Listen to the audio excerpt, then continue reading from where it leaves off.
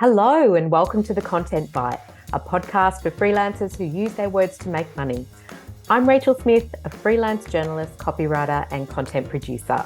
I'm also the founder of Rachel's List, a jobs board and community for Australian writers and other creatives. And I'm Lynn Testoni. I'm a journalist and content writer as well. Rachel and I are your weekly co-hosts, and every week we bring you all kinds of tips, tricks and some fabulous guests to help you make the most of your freelance business. I just want to give a shout out to Rounded, our sponsor, because I know for me, my quarterly BAS used to be so stressful. But I love Rounded because everything is there and so tidy, Rach. I know, no more shoe boxes of receipts. I also really love that my accountant can log into the program remotely and help me with lodgement. Just do it without me needing to even worry about it. That's what we love. But best of all, if you're a gold member of Rachel's List, you can save 20% on any annual Rounded plan. Even if you've got the Rounded discount last year, you can get it this year as well. Awesome. The show notes always have the details. Yeah.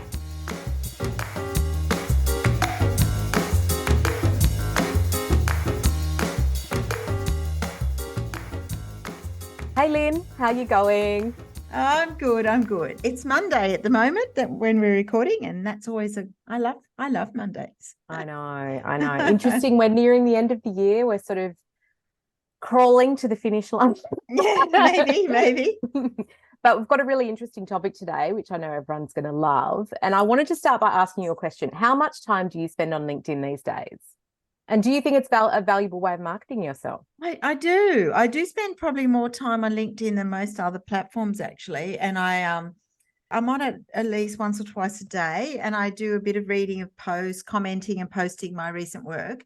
I probably could do more, but I'm pretty full with work and clients at the moment, so I'm not reaching out a lot. But I really think it's the best social platform for finding work, networking, and keeping up with your contacts. What about you? I definitely think for writers it is. Perhaps a little bit of Instagram, but it's become that dominant platform, hasn't it? And I know I've used it a lot more this year, funnily enough, since the Content Bite Summit, because I met a whole raft of people that in person that I only knew online, and suddenly they became so much bigger in my life, and I was able to continue that conversation with them on LinkedIn. So that's been really nice. But yeah, I think in our community, everyone always wants to know how to dominate on LinkedIn, how to find clients and all of that sort of stuff. So it's very exciting that we have Adam Franklin from Blue Wire Media on the pod today. He is going to chat to us about setting up our LinkedIn for 2024. So why don't you tell us a bit about Adam before we get him in the hot seat? I'd love to. So Adam Franklin is the author of Web Marketing That Works. He's a professional speaker, marketing coach, and the CEO of Blue Wire Media. He's got many accolades, but they include being named Australia's #1 business blog, #7 LinkedIn expert in Asia Pacific, and #9 podcast on Entrepreneurs Magazine's top marketing podcast. Wow. Yeah, which is pretty good. We can dream, Rach. He's a high achiever. He teaches thousands of students via his online courses and coaching programs, and his weekly Blue Wire news email goes out to over 35,000 business owners worldwide. Welcome, Adam. Welcome. Thank you. Thank you for having me. I think I'm one of your 35,000 subscribers. I'm grateful for all of my subscribers. It's fabulous to connect both on email and in person and over Zoom. So lovely to be chatting. Absolutely. So tell us a little bit about Blue Wire Media, because it was more of a digital agency, but you sort of morphed or changed into coaching and courses. Is that right? That is absolutely right, Lynn. So it's been nearly a 19-year journey. So the short version is we started as an agency and then wrote a book, shared everything we knew, spent the next 10 years sort of doing the conference speaking and workshops.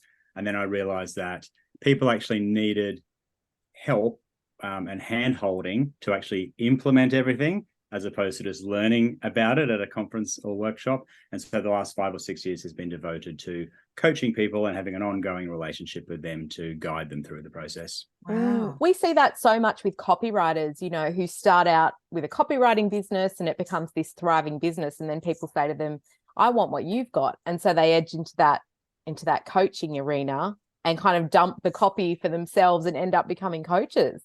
It's so interesting, isn't it? How that sort of journey happens for so many people. It does, and it needs to align to what you enjoy most and where you see you can add the most value.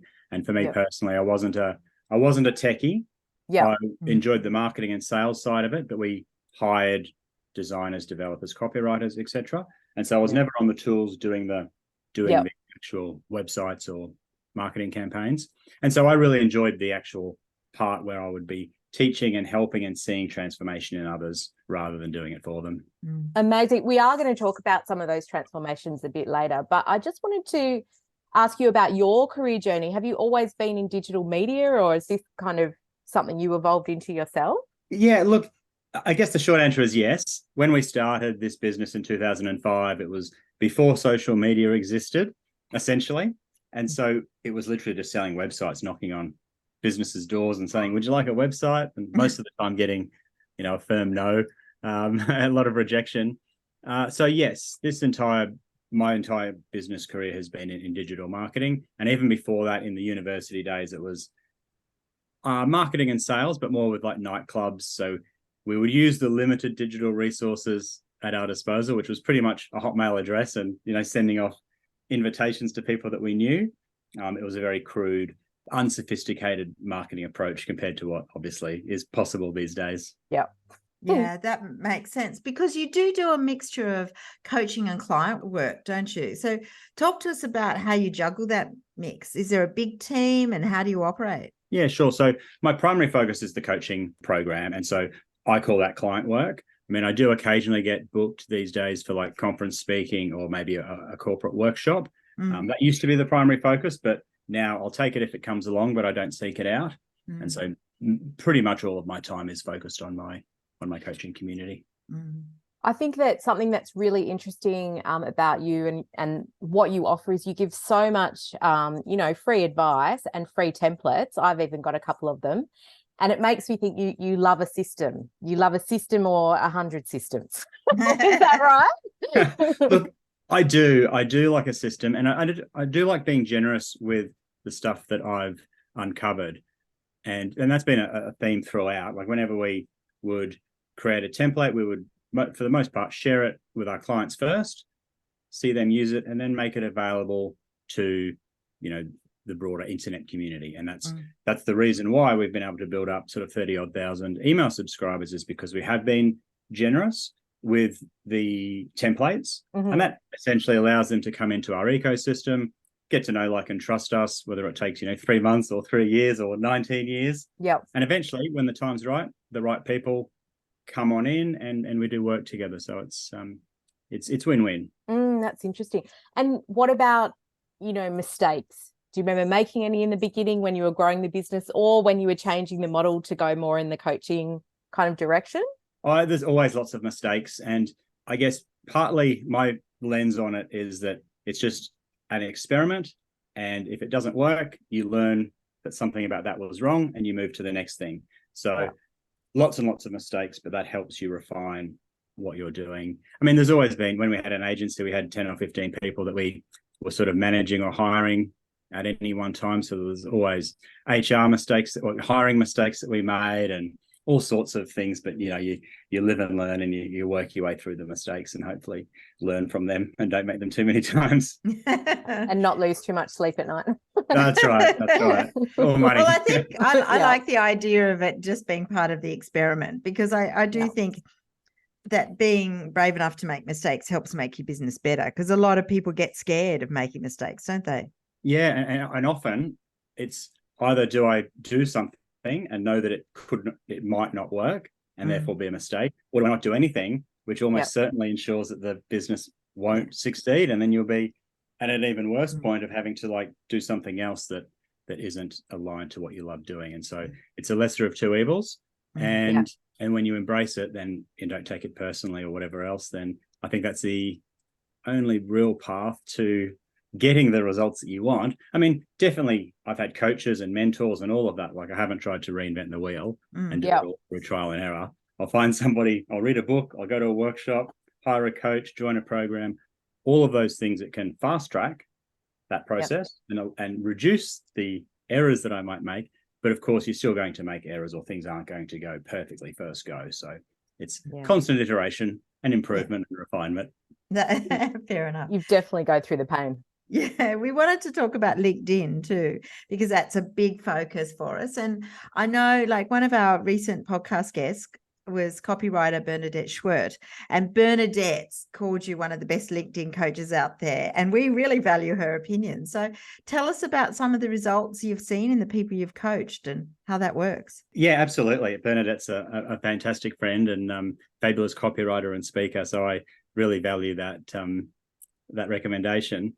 But look, most clients get results because, firstly, I guess I'm quite selective with who I take into the coaching program for starters. Yeah. They've got to have the right ingredients so that there's enough to work with to get the results for starters. But what most people may not necessarily realize is that typically there's so much opportunity right under their nose already with the low-hanging fruit in their network, particularly on LinkedIn, because for most people, we have a LinkedIn profile, but it's neglected. It might be a little bit out of date. We might log in and scroll through the news feed, but seldom do we actively publish or actively communicate with people in our network. In fact, 99% of people on LinkedIn are lurkers, and only 1% actively message people or actively post content. Oh, wow. Yeah. And it's really just helping my clients shift from being a passive lurker, to actually putting your hat in the ring and starting conversations, re-engaging with people and putting your best foot forward through your profile, through your content.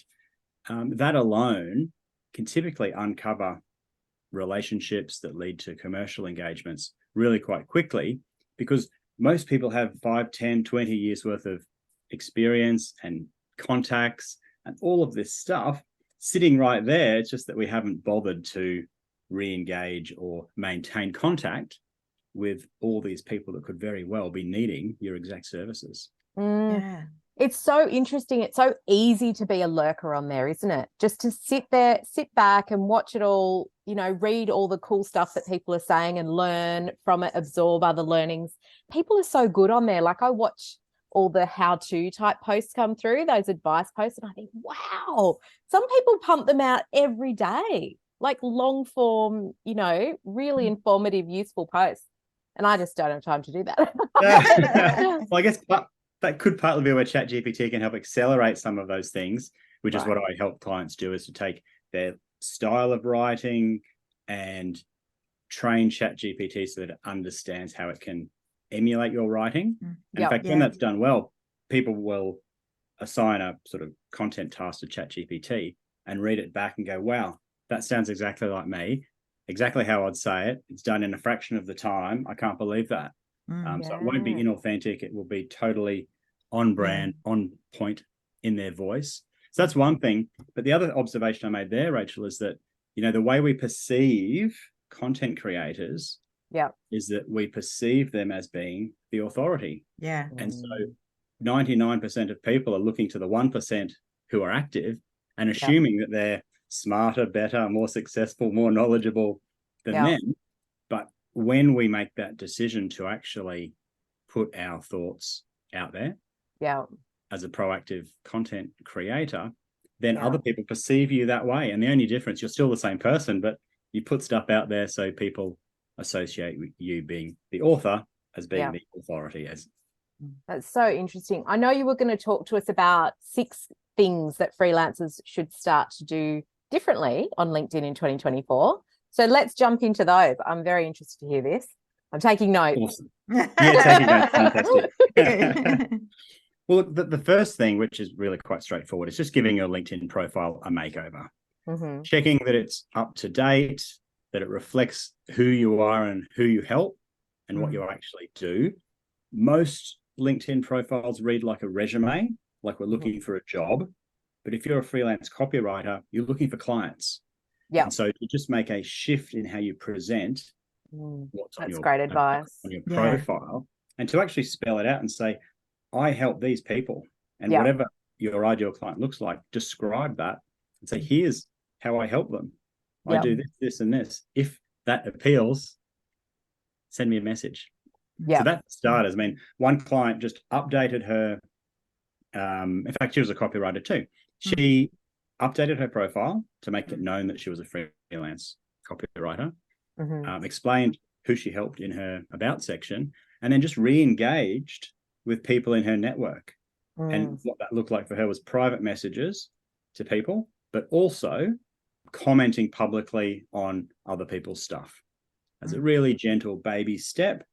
But what that does is it makes you top of mind, and the recency and frequency of doing that all of a sudden married up with, people seeing that you're a freelance writer, magic happens then. And in this particular case, one of her clients from 14 years ago, who is now CEO at this new company, said, I didn't realize you were available for this stuff. And she got a $30,000 copywriting engagement just from that. And it was just the low-hanging fruit. It was just that small tweak. joining the last couple of dots. Yeah. Interesting. So that's number one, doing the LinkedIn profile makeover. Then we just need to look at the low-hanging fruit. So actually look at those people you've got as connections. And LinkedIn makes it easy. You can run searches for like whatever your ideal client looks like. It might be people based in Melbourne who own an accounting business. And you can then run that search and just search by first degree connections. And you can see who you've got already in your network. And then, so just get that list and go, well, look, these are 25 people that I could easily help. We're already connected. So that's getting that list is the second part. Yeah. Closely related to that is the third part, which is just re-engaging with those people. Sending a nice, friendly, simple message. Hey, Lynn, it's been ages since we've seen each other. As you know, on my end, I'm writing copy for accountants just like you. I thought it would be worth reconnecting and seeing what's going on in your world. And all of a sudden, you've at least initiated conversations, which is the starting point of new engagements. I love that script because it's not that pushy, it's just a nice kind of, entryway into getting the conversation going again, I guess. Exactly. And you're also making it very clear what you do and how you help.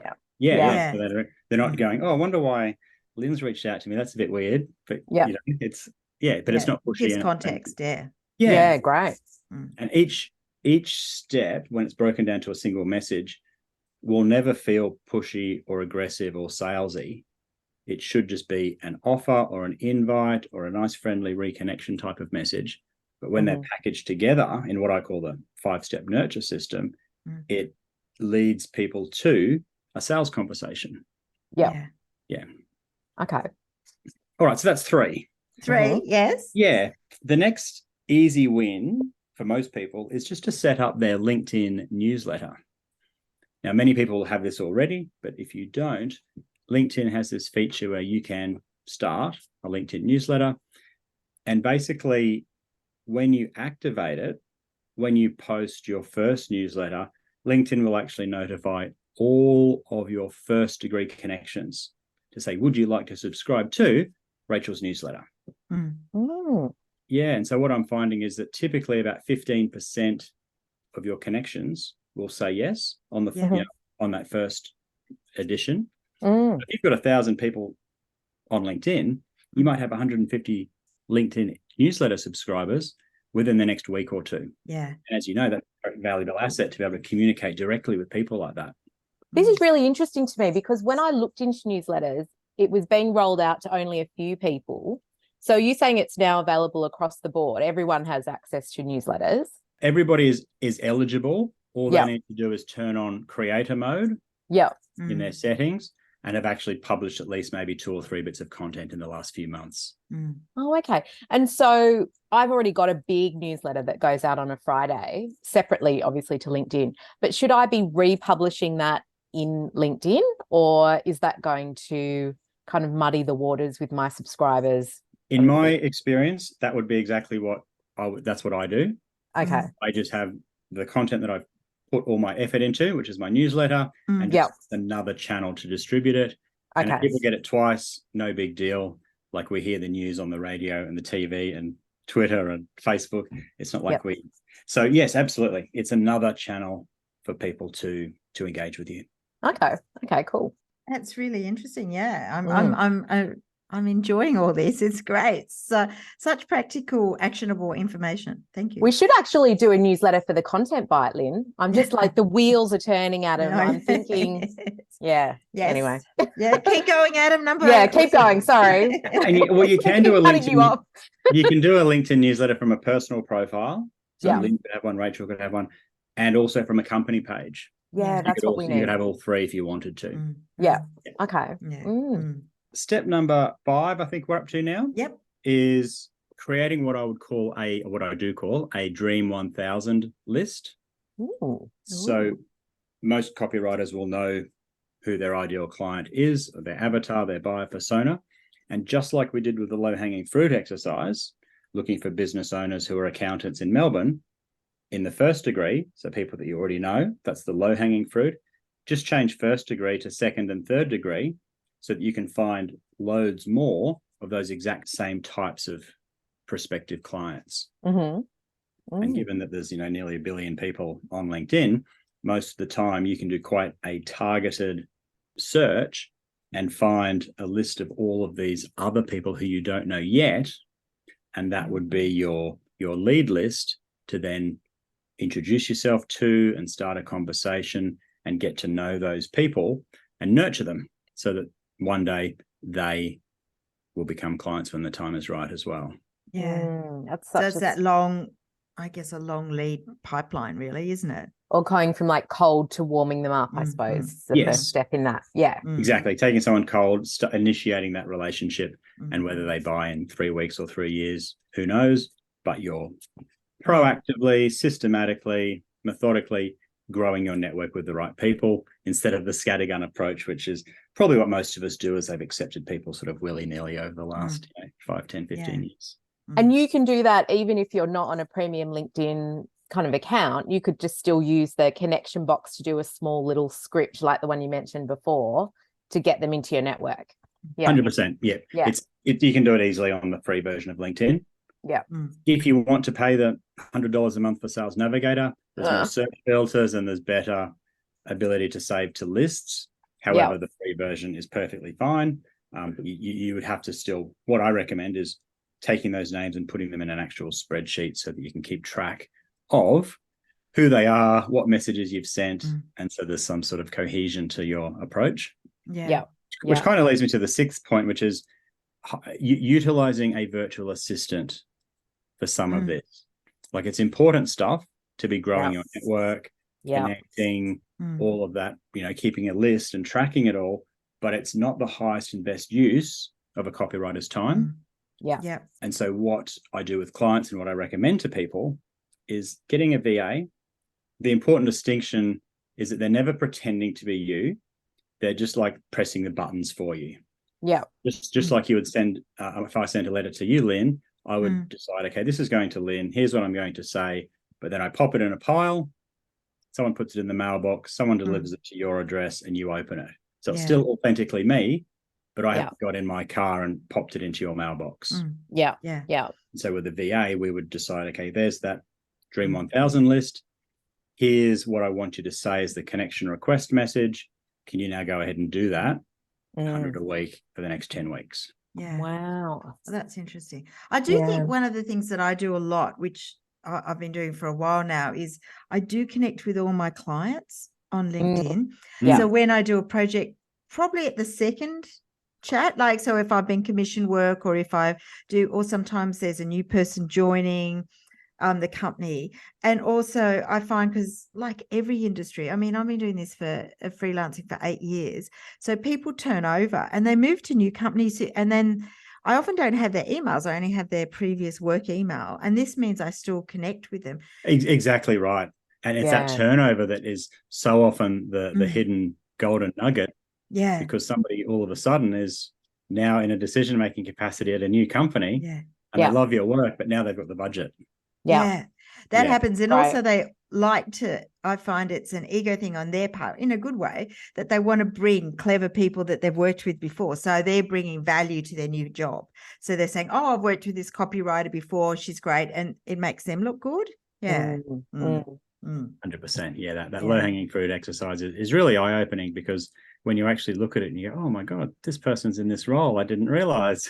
So aside from the positive business spin-off, there's a lot of human relationship stuff that, you know, you discover a friend's in a new role and you can reconnect, and there's enjoyment there from reconnecting with friends as well that you might find. And I think it's really interesting as well for a lot of us who have that kind of imposter syndrome to create a narrative in our head where we think, oh, that person hasn't ever contacted me or tried to get me to work for them again. They must not have liked my work or whatever. But actually, they just have completely forgotten, or time's moved on, or lost your email address. Yeah. So it's just that little nudge can sometimes open up that whole new income stream or new client, you know, for you, if you don't try and talk yourself out of it. I don't know. But I've also had some of my connections, like past clients, recommend me to people because I've come up in their feed. So that's helpful that I've got a recent client because she went to a school reunion with one of my former clients, and she asked this client, who now has got somebody in-house, doesn't need a copywriter anymore, but she recommended me as a freelancer. That's brilliant. You made a good point of not getting in our own way.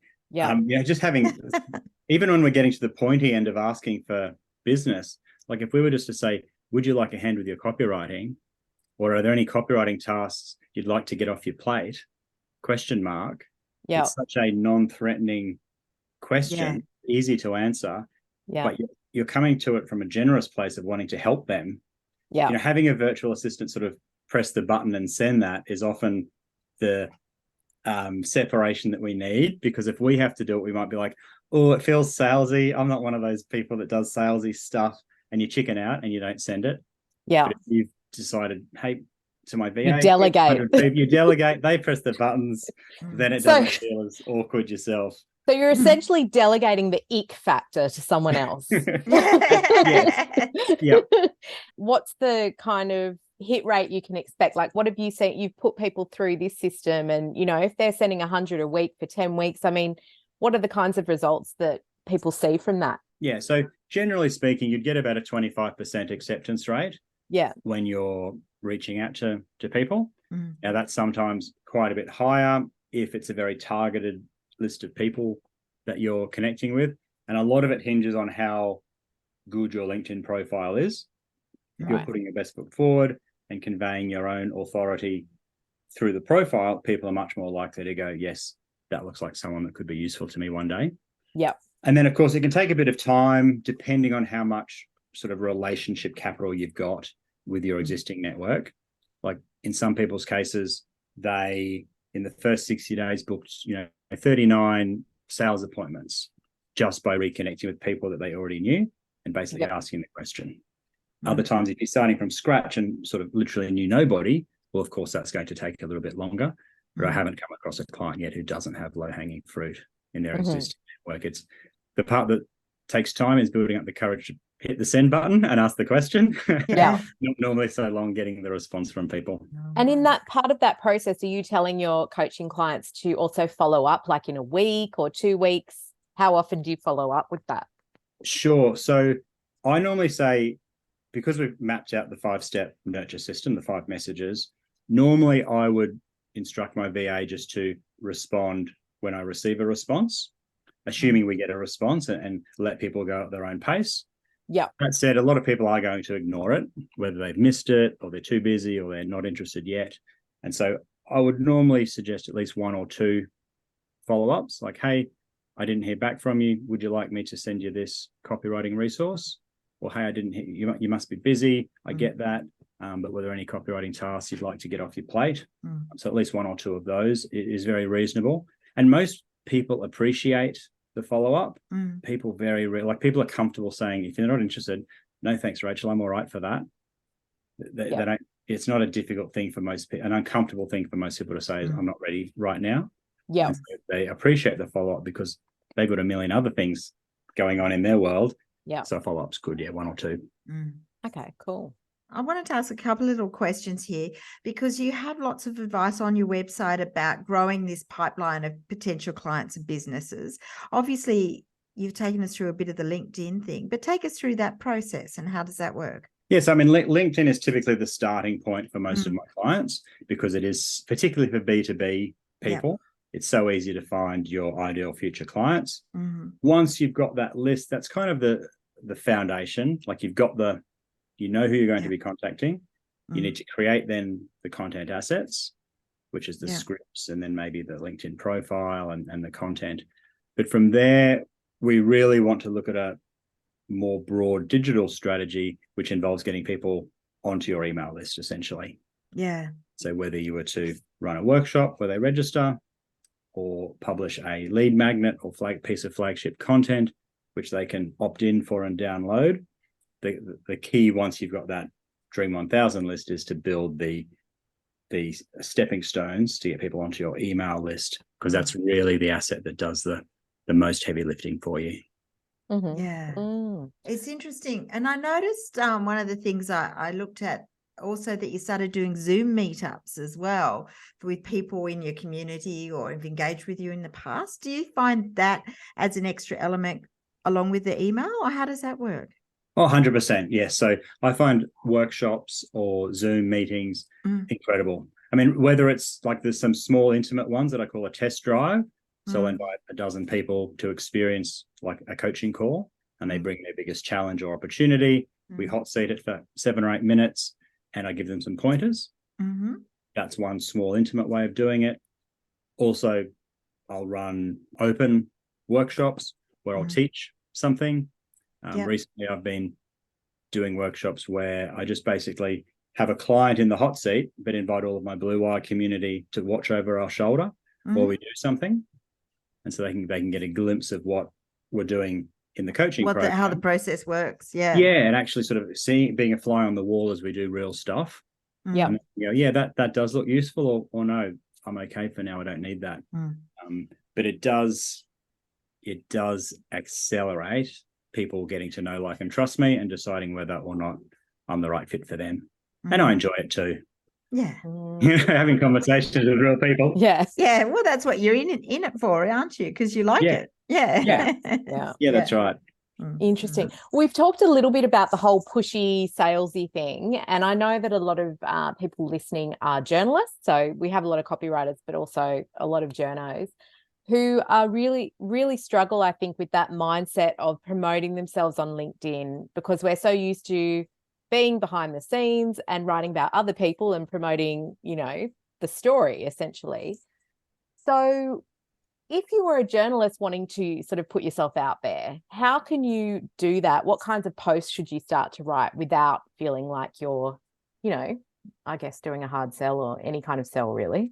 Yeah, good question. So as a general rule of thumb, I like to give in public, ask in private.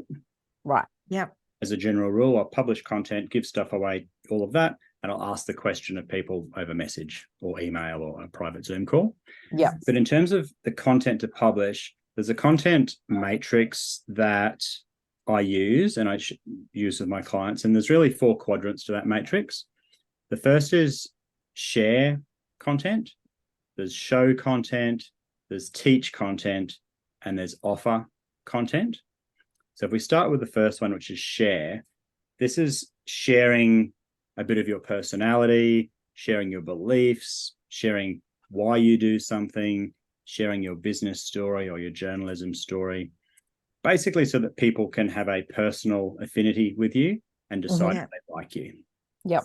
Because there's loads of copywriters, there's loads of journalists, but people engage you because at some point, to some degree, they like you.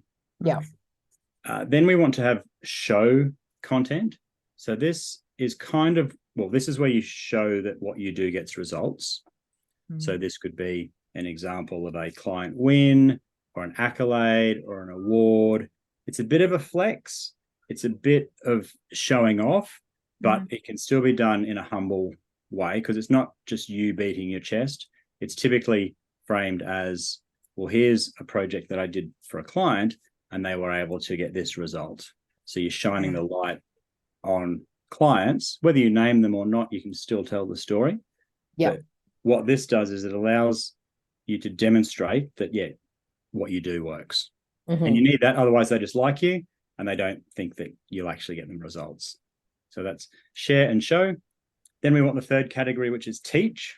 So this is where most of us probably default to, because it's easy to teach people because we know our topic well, we enjoy teaching, we enjoy helping. This could be where you write an article, do a video that just teaches people something about copy or about whatever the topic is that you want to convey. And then the fourth quadrant is the offer. So it's not like, work with me necessarily, but it's the next step, the call to action. So if you've read a good blog article and now you'd like to download this companion resource, here's the link. Or if you send an email newsletter and you ask, are you interested in this? Hit reply and say yes. Or it's a link. Click here to register for the webinar. And so it's just a baby step, but you still need to make that offer and ask the question to nurture them along that journey. So you're following that content matrix, allows people to know you, like you, trust you, and take the next step. So that's the structure that I would recommend to journalists looking to produce content that doesn't feel uncomfortable. That's great advice. Yeah, I love that.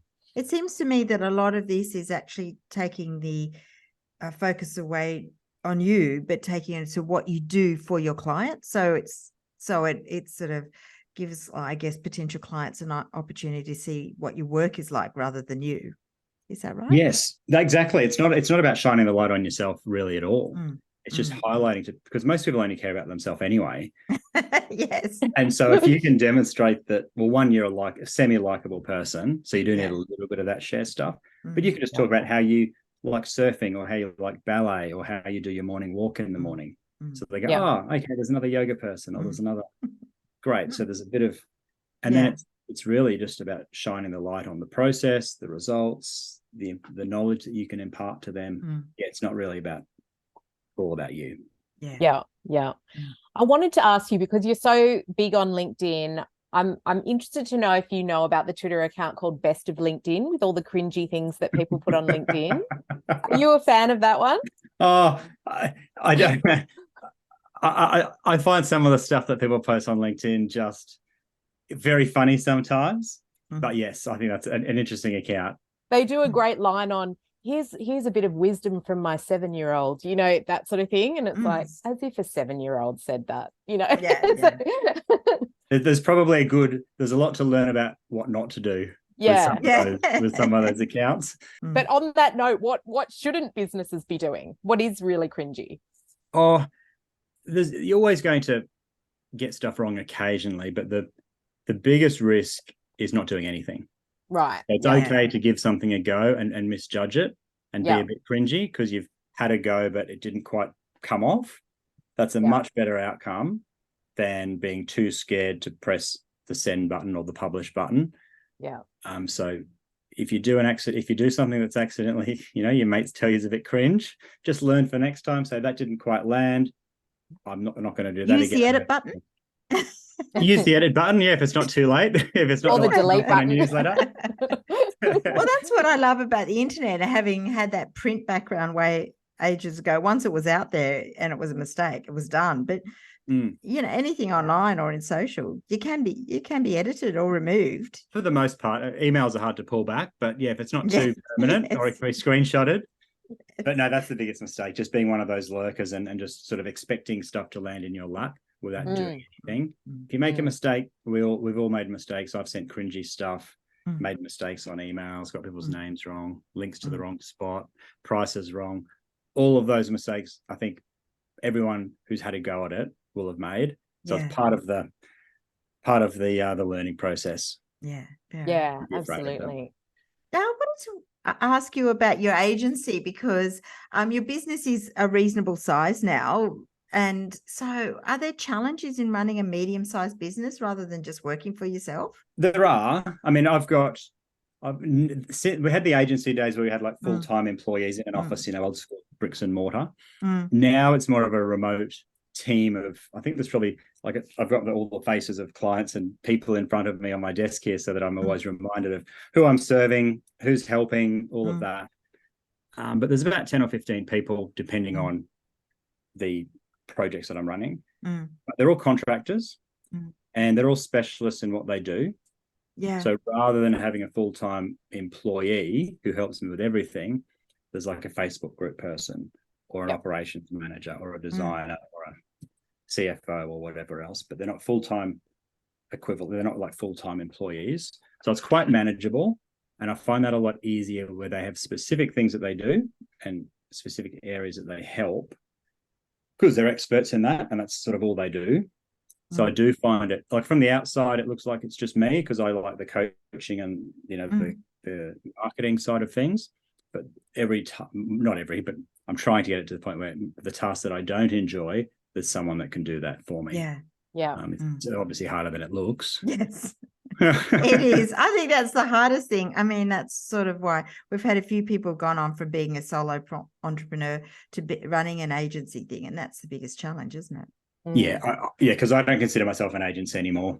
Pure coaching. I'm not doing stuff for people. And that for me, that business model was more appealing for me and played more to my strengths. Other people love the agency model. And, you know, it's you know, high value stuff when people actually say, well, look, here's the 20 grand. Can you just do this all for me? But that has challenges of its own, which I've experienced in the agency part of the business 10 years ago, and I don't miss. But some people are really good at it. Like, I don't like managing people. I'd much prefer to lead clients. Yeah. Whereas my business partner at the time, he loved managing people and helping them become the best they could. Yeah. But I prefer working with the clients. So yeah, each to their own. There's no right or wrong, hey. But I've just found having individual specialists has been really helpful.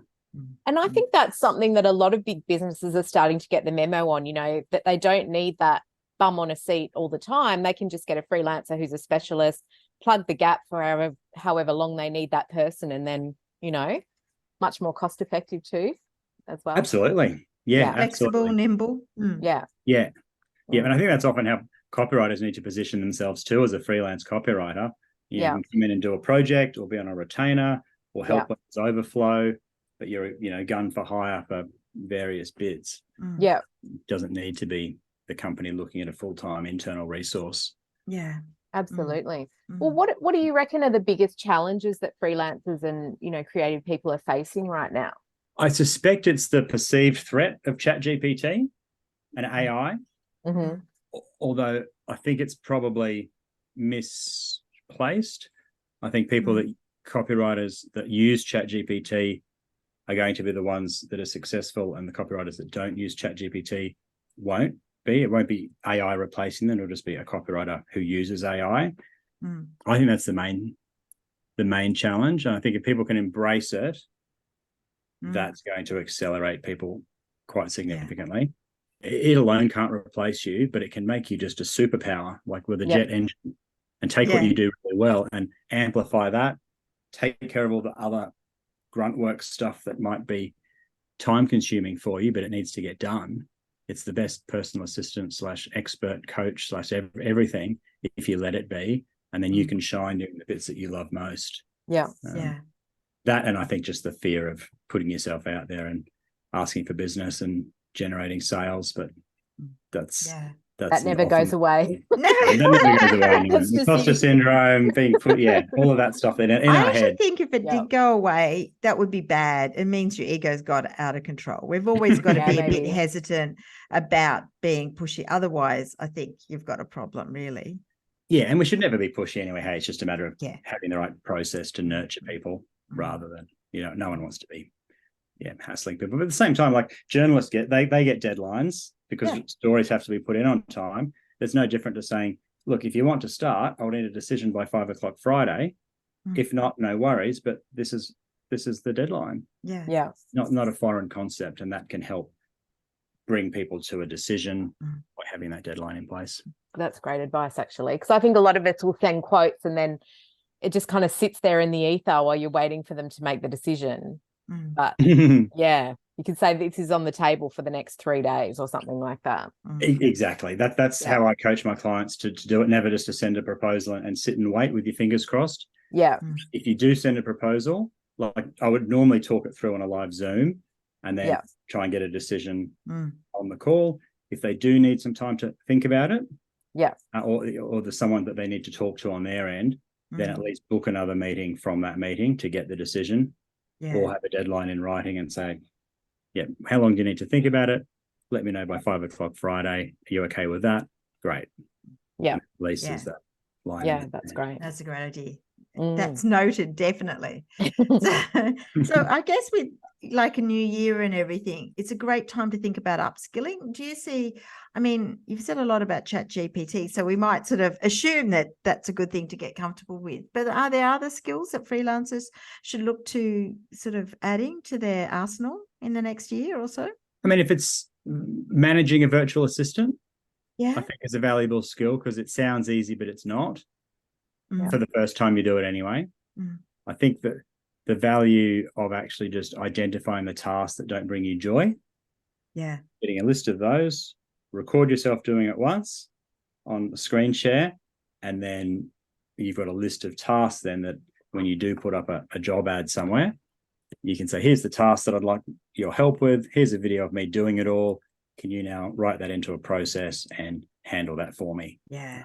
That's a great idea. So you do a loom of you doing all the tasks, and then that just almost is a training exercise in itself as well. 100%. And then it's the last time you should need to do that task. And it's like, yeah, oh, wow. Yay. Freedom, liberation from these tasks I don't love. I can focus on the bits I enjoy. Yeah. How fantastic. Well, we love to ask our guests about their favorite tech tips or their digital tools that they'd be lost without. So what are yours? Okay. There's lots. I'm going to put a slightly different spin on it because there's always the ChatGPT, there's Descript and all the tools. I actually really like this, the Aura Ring as my tech tool. Oh, yes. Sleep and your heart rate and your readiness score. Yeah. I get that on that and look to ways that I can, time my days better or when I've got high energy or low stress and build my day That's around interesting. that. Yeah. So does it go really red when you actually need to just go and lie on the couch for a bit or something? It will give you notifications if your heart rate variability changes too much or that your stress levels are high, stretch if you've been sat down too long. So some of those little nudges are pretty nice. And I do always love Swellnet as the surfing app so that I can check the surf forecast for the next few days and then plan my day around that because that's the bit I love. Yeah. It's waves, organize a few mates to meet at a surf spot and then, go from there. That's wow. That's priorities. That's great. Yeah. Yes. We were thinking like maybe work tools, but no. I think no, I wanted to put a finish sounds on a great. different twist because it's not all about work. It's Absolutely. and if I get those two things right, then the work, I'm in the zone for work. Anyway. Love it. Yeah, we do. Yeah. Well, this has been so brilliant, Adam. Thanks so much for coming on the podcast. So do you want to please tell our listeners where they can find more about you and what you do? Absolutely. So if you look me up on LinkedIn, Adam Franklin, there's only a few of us, but Adam Franklin Blue Wire should definitely bring me up. Yeah.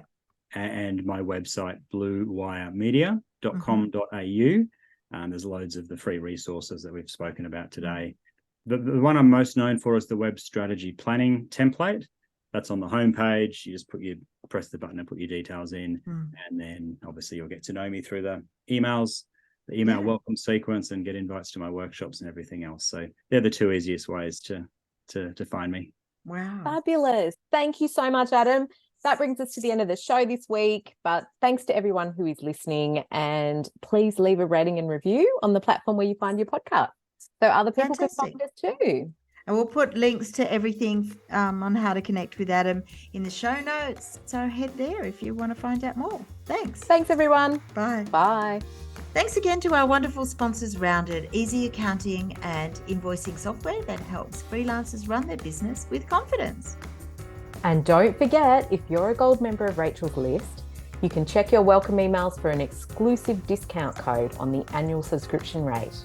You can also find it in the private Facebook Gold group or just contact us at hello@rachelslist.com.au.